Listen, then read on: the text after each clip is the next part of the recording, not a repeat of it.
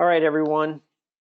So we're going to go over transform running. We're going to talk about form, and this is going to be a bit short as far as a clinic. I've done it intentionally because there's a lot of information to within transform running, and we don't want to overwhelm you. So we're broken it up into three parts, and we're going to do part one now. And transform running is a class that we offer. Typically, we've offered it through our Alpharetta store. It is free, and there's an advanced version that you can pay for. But until we're past this pandemic, we will not be offering it. So um, this is part one, and we're going to talk a little bit about the history and why this class was developed.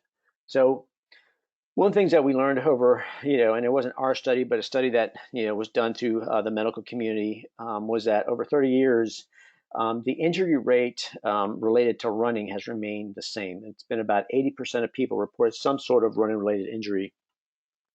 And some of this has been, I think, documented since, I think, sometime in the 70s when there was a running boom. Um, and we saw a lot of new runners that came into it kind of later in life. So maybe someone that didn't grow up running track in high school or college. These are individuals that maybe took it up as a sport, much like many of us have done later in life. I was running off and on probably in my post college years and not doing it well. And it wasn't until probably I was in my 40s where I became more consistent at it and started, following a training program, and my running improved because prior to that, I actually hated running. And so running form is something that helped me not only become a better runner, but also love running, where I previously, wasn't a fan of it. So because many of us started running, kind of like I said, later in life without, the proper training, I would say, is that we tended to land more on our heels. And because that running boom, we saw a lot of people that were running that way. So the feedback they gave to a lot of shoe manufacturers that they wanted more cushioning specifically in the heel. So running manufacturers ended up using different, foam, different, technologies like air and gel in order to help lessen the impact. But the problem with that is that, as a study proved, people were still getting injured. And it wasn't until a book called Born to Run came out that sparked a bit of a movement. And on one end, people saw that there was a story in there about someone that was, had a very difficult time running in all sorts of different shoes, even some spring type shoes, and always had lower back problems, always was injured. But then this individual switched to, running barefoot and running in the five-fingered or toe shoes, and he had a much better experience from it. And a lot of people then said, well, that's the key, that's the secret. I need to go to barefoot running. But we saw in the medical community saw a lot of people with stress fractures because it wasn't a quick fix. It was something that needed to be done gradually over time. Running barefoot did do one thing, is that it focused on form, and that's kind of what really was the story behind Born to Run. That kind of sparked that conversation where many people previously had not talked about form. And what ends up happening is that when you run, regardless of how you run in shoes, is that if you were to take your shoes off and run barefoot across a hard surface, your body is going to naturally adapt by not landing on your heel. It's going to try to land more on the ball of your feet and almost like you're tippy toeing because your knees are going to be bent. It's going to reduce, and your legs will serve kind of as your own spring and shock absorbers to reduce the impact when you land. So that's kind of the idea behind transform running, is that regardless of what shoes you're wearing, it's going to teach your body how to use your legs and your forearm to reduce that amount of impact. So an example have kind of stated in the past, and while we wouldn't encourage anyone to do it, it's a great way of illustrating It is that if you were to jump and land with your knees locked, you're going to feel that impact go all the way from the bottom of your feet to your ankles, to your knees, your hips, thighs, and all the way up to your cheekbones. But if you're to land with your knees bent, you reduce the amount of impact. And that's kind of where we're trying to do while improving your running form. So there were a lot of shoes that were developed, that have a zero drop to kind of mimic that barefoot, feel. And drop is referring to the amount of cushioning and the height of the cushioning in your forefoot to your heels. So if it was 20 millimeters in the forefoot and 30 millimeters in the heel, you had a 10 millimeter drop. If it was 20 in the forefoot and 20 in the heel, then it was a zero drop. Some manufacturers started experimenting with shoes that were kind of lower, because traditionally at that point they were probably in the 12 millimeter drop. Some went to 8, and some even went to as low as 4. And some have offered a variety of different shoes within their brand that had those different drops for those that were wanting something kind of in between, that they didn't want to go from a 12 to a 0, because there could be issues there, because it was too drastic of a change. So they offered something like a 8 or a 6. So those shoes could help a little bit in improving your running form and how you land. But I've seen many people in a zero drop shoe that was still cushioned still land very aggressively on their heels. So the shoes in themselves are not going to correct your form. You have to put the work in to work on your form. And I've said this in previous examples, that if you're going to play golf, you're going to practice your swing, you can learn how to hold a club. Same thing if you're playing tennis. But running is something that we typically don't do, because it just requires a minimal amount of gear and minimal investment as far as time and money.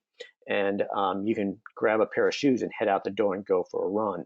So what we're going to do is kind of go through and kind of teach you how to run correctly, and regardless of whatever footwear you're using. So we're going to start off first with posture, and a technique we called posture reset. And if you're currently sitting in front of your computer, you're probably hunched over the screen a little bit, and your shoulders are kind of curved in a little bit, and your spine is curved as you lean into the computer. What we want to do is, even if you're seated, you can do this to where you kind of reach up towards the sky with both arms, and that's going to help align your spine and kind of create what we would say that correct posture. If you're upright, you can do that. And if you're running, even while in motion, you can still do that, and just pick up your arms while running and stretch up high, reach to the sky, and you'll see your posture correct. And I would encourage you to do that at various points of your run, whether it's the beginning, in the middle, or at the end. And you'll kind of notice a difference there, and you'll feel like you're running more upright, and that makes a difference. Same thing, I think with your head position and all that, that's all going to make a difference. So we'll get into more details about your knees being bent and keeping a short stride. But once, like I said previously, keeping your knees bent are going to allow you to absorb that impact. If your knees are locked or almost locked, then it's going to absorb a lot more of the impact. Your legs aren't serving as a natural spring or shock absorber.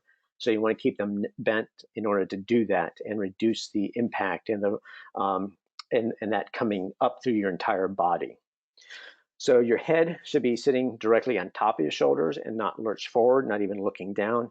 You want to look, 15 to 20 yards ahead of you. That's also going to reduce, the stress in your shoulders and in your neck, but also open up the airways so that you can breathe better through your nose or through your mouth. So those are things that I would say focus on as you're, out for a run. Now we're going to look at an actual image of what we would consider poor posture and good posture. So as you see on the image on the left, we're looking at this point here on the head, which would be the ears, and how it lines up to the shoulders, the hips, and then down to the ankles. You can see that there's this curved type of position, and this is what I would call running in a seated position, because right here at the hips is kind of where your body kind of hinges and forward on the upper body and starts causing that curved line.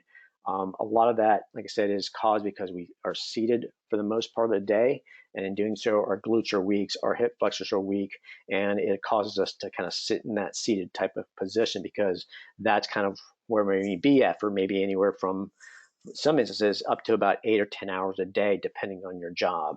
So by running with and doing a posture reset, you'll start seeing yourself kind of running in this more upright position, and you'll see your ears, your shoulders, hips, and ankles are a straight line.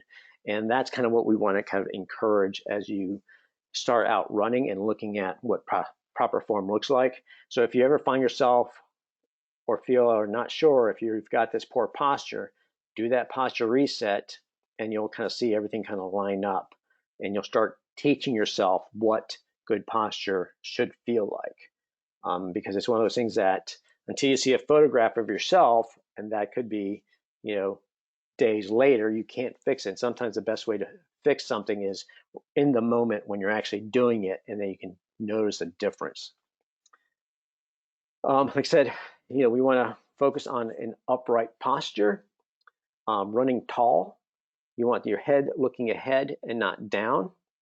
You want to keep your core engaged, and keep it from sitting. And the exercises that we've gone through and have demonstrated through the cross-training videos on YouTube are designed to do exactly this.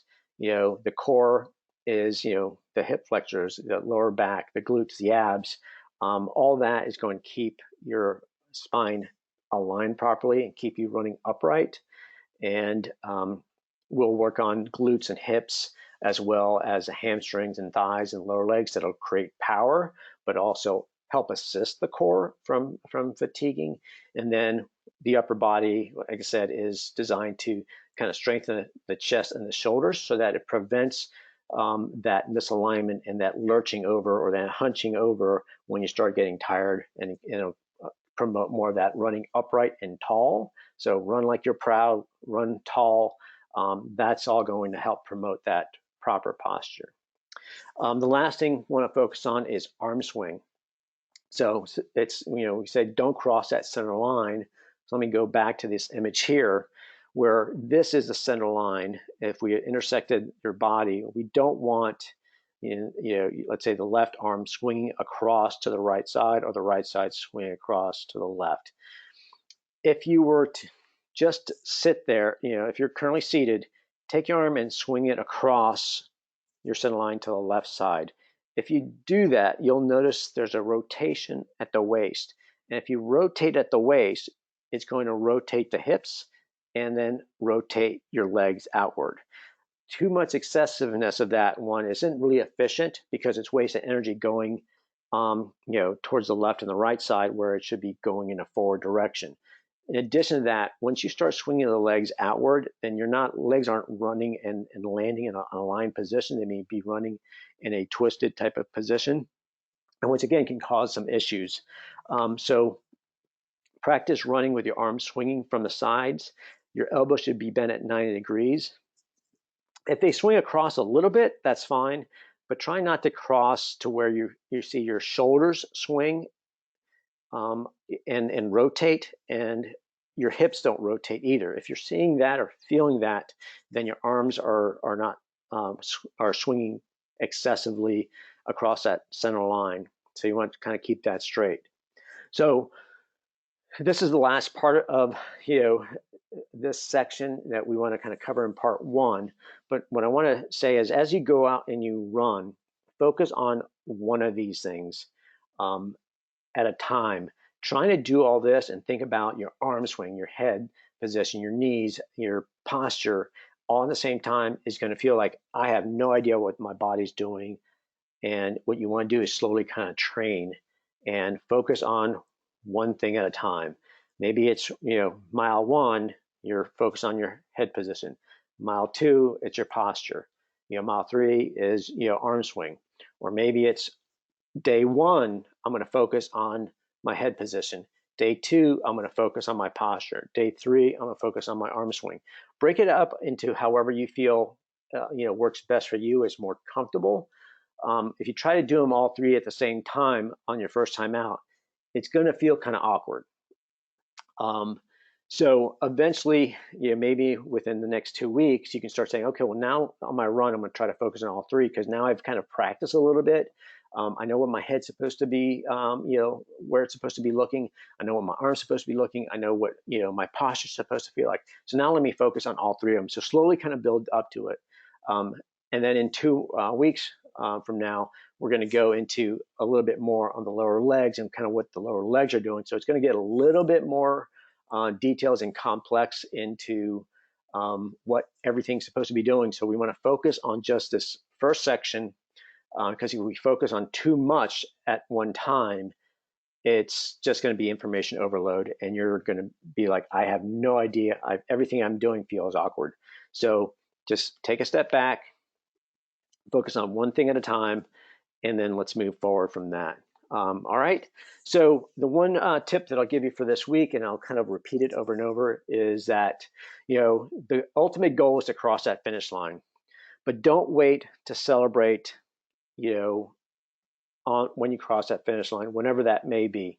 Celebrate the little accomplishments that you make each and every single week, and maybe even every day. If you go out for a run, feel good about what you're doing. Feel good about that day.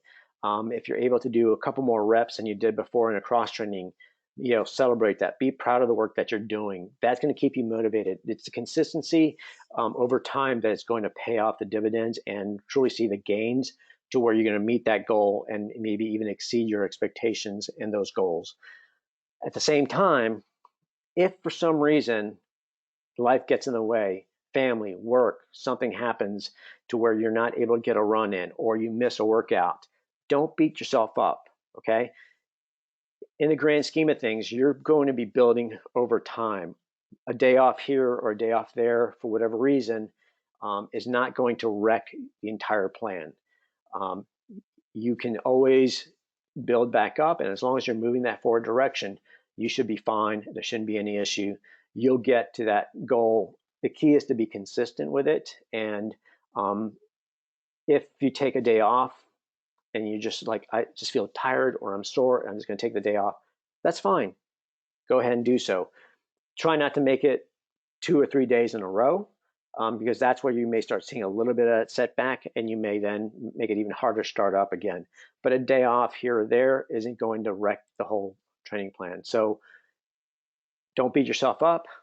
If you miss a day, or if you can't do a certain workout, and celebrate those small accomplishments, because all that's going to add up, and you're building a strong base right now that you can build up on in the next coming weeks.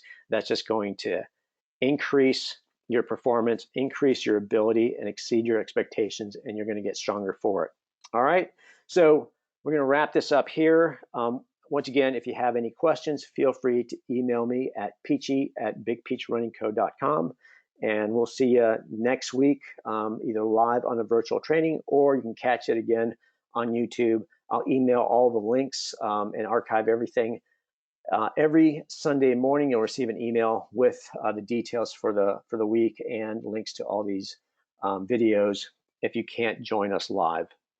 All right, keep at it, and I'll see you next time.